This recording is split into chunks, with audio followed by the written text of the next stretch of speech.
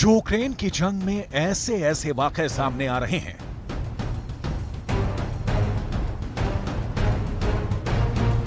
ऐसे खतरनाक युद्ध के मोर्चे लगे हुए हैं जहां एक एक सेकंड में 100 सैनिकों की मौत हो जा रही है। अब युद्ध के हथियार इतने एडवांस हो चुके हैं कि दुश्मन की एक चूक पूरी की पूरी टुकड़ी का सफाया कर दे रही है और यह सब बाकायदा बदला लेकर हो रहा है।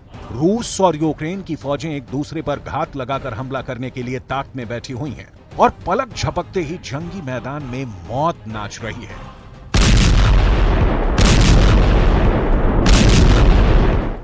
युद्ध भूमि में हालात बहुत खराब है और रूस ने दावा यह किया है कि सिर्फ एक ही हमले में एक ही बार में रूस ने यूक्रेन के 150 सैनिक मार डाले हैं। इस खबर के बारे में हम आपको पूरे विस्तार से बताएंगे, लेकिन इसके अलावा हम बात करेंगे यूक्रेन के ड्रोन आर्मी के शौर्य की, जिसने रूस के अंदर तहलका मचा रखा है। अब रूस के कुर्स्क शहर पर ड्रोन हमला हुआ है। क्या है ये पूरा मामला, सब कुछ आपको हम बताने जा रहे हैं। बात करेंगे एक और वीडियो की जो इंटरनेट पर वायरल हो रहा है। इस वीडियो में दिखाया जा रहा है कि रूस का एक बेहद मजबूत टैंक टर्मिनेटर एक ड्रोन के द्वारा नष्ट कर दिया गया है। क्या है ये पूरा मामला, हम आपको विस्तार से समझाएंगे, लेकिन सबसे पहले हम आपको ले चलेंगे इस वक्त यूक्रेन के सबसे खूनी मैदान में, नीप्रो नदी के किनारे, जहां पर हुई खूनी महाभारत।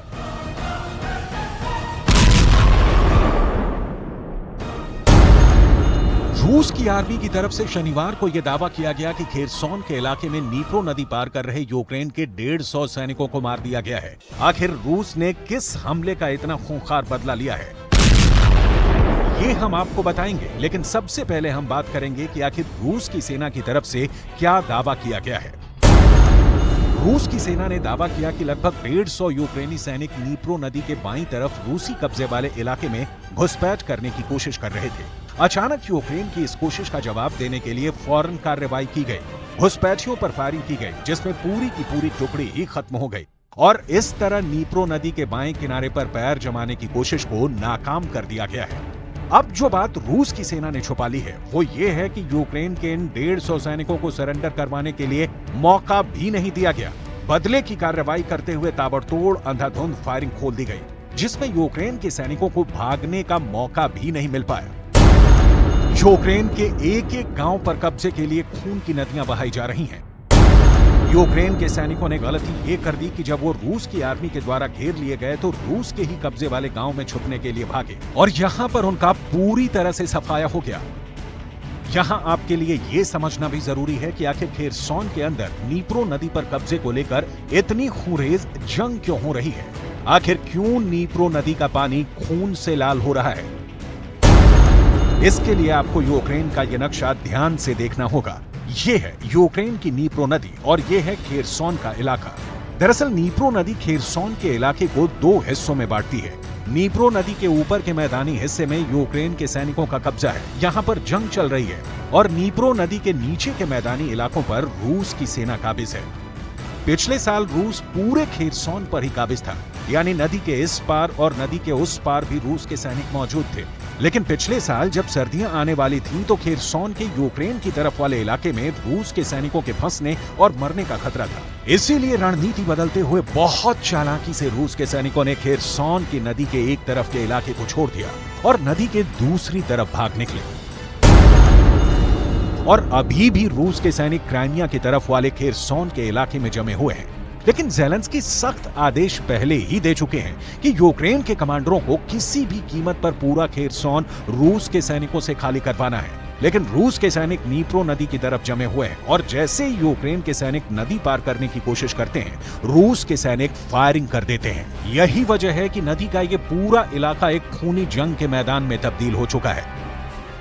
अब आपको ये भी समझाते हैं कि आखिर रूस ने ये खूनी बदला क्यों लिया। दरअसल 2 हफ्ते पहले रूस की 200 सैनिकों की एक टुकड़ी काला सागर के द्वीप डजारेल हाच पर युद्ध का अभ्यास कर रही थी। ये टुकड़ी वॉर की फ्रंट लाइन से दूर थी और सैनिकों को लगा कि वो खेरसोन में तैनात यूक्रेन के हिमार्स के रॉकेट से दूर हैं, लेकिन वो गलत साबित हुए और हिमार्स की 150 किलोमीटर की ही रेंज में मौजूद थे। और अचानक हिमार्स रॉकेट के हमलों में पूरी की पूरी टुकड़ी ही खत्म हो गई। ऐसा दावा कई इंटरनेशनल न्यूज़पेपर्स में किया गया और अब नीप्रो नदी पर हुए 150 सैनिकों के कत्ल को इसी हमले का बदला बताया जा रहा है। जिस तरह से लोग इस जंग में मारे जा रहे हैं। फरवरी 2022 में यूक्रेन में युद्ध शुरू होने के बाद से मारे गए या घायल हुए यूक्रेनी और रूसी सैनिकों की संख्या कुछ अमेरिकी अधिकारियों का हवाला देते हुए न्यूयॉर्क टाइम्स की एक रिपोर्ट में 5 लाख के करीब बताई गई थी। कई रिपोर्ट्स में दावा किया गया है कि यूक्रेन के भी 70,000 से ज्यादा सैनिक इस युद्ध में मारे जा चुके हैं। यूक्रेन के सैनिक आखिर कैसे ड्रोन्स को ऑपरेट करते हैं, इस पर भी कई वीडियो सामने आ रहे हैं। हम आपको यूक्रेन के युद्ध के मैदान की तस्वीरें दिखा रहे हैं। ये यूक्रेन की आर्मी के जवान हैं जो ड्रोन्स के इस्तेमाल में काफी कुशल हो चुके हैं। ये सैनिक ड्रोन्स की लोकेशन को इलेक्ट्रॉनिक स्क्रीन से जोड़कर भी देख सकते हैं और दुश्मन की लोकेशन के हिसाब से ड्रोन्स का मूवमेंट करवाते हैं। Это глаза. Самые настоящие глаза.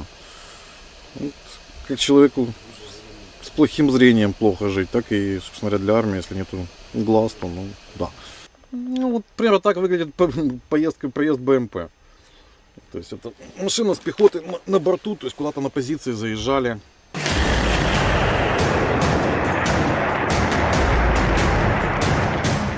और ऐसे एक ड्रोन की मदद से ही डॉनबास के अंदर रूस के टर्मिनेटर टैंक के साथ चलने वाले एक बख्तरबंद वाहन को भी ड्रोन की मदद से मार दिया गया था। कई रिपोर्ट्स में यह दावा किया जाता है कि रूस अब तक इस युद्ध में 4000 टैंक गंवा चुका है। हालांकि इसकी पुष्टि रूस ने नहीं की है। बीएमपीटी टर्मिनेटर का मुख्य काम सैनिकों को मूवमेंट देने के लिए रास्ते को खाली करवाना होता है, लेकिन ड्रोन हमलों में कई टैंकों को मारा गया है। पिट पिट कर ही यूक्रेन लड़ना सीख रहा है और लगातार ड्रोन की मार झेल रहे यूक्रेन ने एक बार फिर से दावा किया है कि उसने रूस के 15 ड्रोन मार गिराए हैं। यूक्रेन ने दावा किया है कि रूस ने शनिवार की रात को ड्रोन से हमला किया था, लेकिन यूक्रेन की वायुसेना ने 15 ड्रोन्स को मार गिराया। कई रिपोर्ट्स में दावा यह है कि यह हमला रूस के कुर्स्क शहर से किया गया है और यही वजह है कि रूस के कुर्स्क शहर पर ही यूक्रेन ने ड्रोन से जवाबी हमला बोल दिया। इसकी तस्वीरें भी रूस की तरफ से जारी की गई हैं। कुर्स्क रूस का बॉर्डर सिटी है और यहाँ के रेलवे स्टेशन पर यूक्रेन के ड्रोन्स ने हमला कर दिया है। इस हमले में रेलवे स्टेशन की छत को नुकसान पहुंचा है। कुर्स्क के गवर्नर और अधिकारियों ने रेलवे स्टेशन का दौरा किया है। अभी 2 दिन पहले मॉस्को के अंदर एक्सपो सेंटर पर भी यूक्रेन का ड्रोन हमला हुआ था। सेवेस्तोपोल मॉस्को से जुड़े क्राइमिया प्रायद्वीप पर रूस के काला सागर बेड़े का सबसे बड़ा अड्डा है और यहाँ पर भी 2 दिन पहले समुद्री ड्रोन से यूक्रेन ने हमला किया था। समंदर में जो हमला हुआ उसे तो रूस झेल गया, लेकिन रूस की राजधानी मॉस्को पर जब ज़ेलेंस्की का ड्रोन अटैक होता है तो सवाल पुतिन पर खड़े होने लगते हैं। मॉस्को के लोग ड्रोन अटैक से हैरान और अचंभित नजर आ रहे हैं और कई ऐसे लोग हैं जो डरते हुए ये बता रहे हैं कि वो एकदम सुरक्षित हैं और हमले के बाद भी जिंदा हैं। इस साल रूस और यूक्रेन में रूस के कंट्रोल वाले इलाकों में 120 से ज्यादा ड्रोन हमले यूक्रेन कर चुका है। 3 मई को तो पुतिन के आधिकारिक आवास क्रेमलिन पर ही हमला कर दिया गया था और रूस की तरफ से यूक्रेन पर आरोप लगाया गया था कि पुतिन को मारने की कोशिश की गई है, जिससे यूक्रेन इनकार करता रहा है। यूक्रेन ने जो ड्रोन अटैक किया उससे रेलवे स्टेशन की इमारत को नुकसान जरूर पहुंचा, लेकिन किसी की जान का नुकसान नहीं हुआ। लेकिन यूक्रेन का दावा है कि उसके शहर चेर्निहिव के अंदर रूस ने जो हमला किया उसमें कई लोगों की मौत हुई है और 35 से ज्यादा लोग घायल हुए हैं। Значить, це була подія, організована громадською організацією, яка займається просуванням дронів, навчанням дронами і так далі. Значить, ми були в якості запрошених і як учасники цієї події і фактично представляли свої дрони.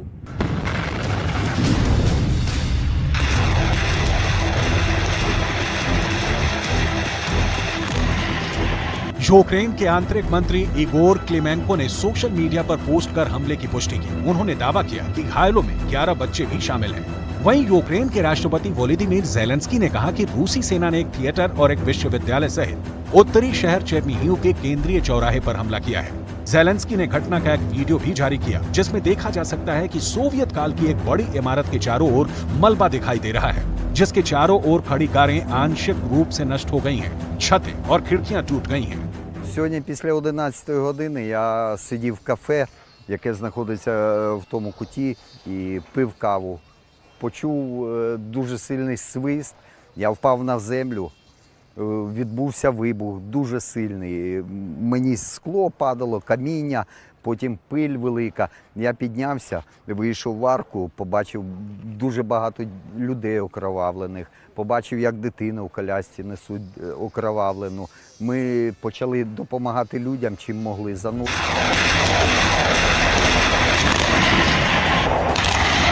कुल मिलाकर यूक्रेन की हालत लगातार पतली होती जा रही है। रूस पर ड्रोन हमले करने में तो यूक्रेन सफल हुआ है, लेकिन वो रूस को कोई ऐसी बहुत गहरी चोट नहीं पहुंचा सका है जिससे जंग का रुख पलट जाए।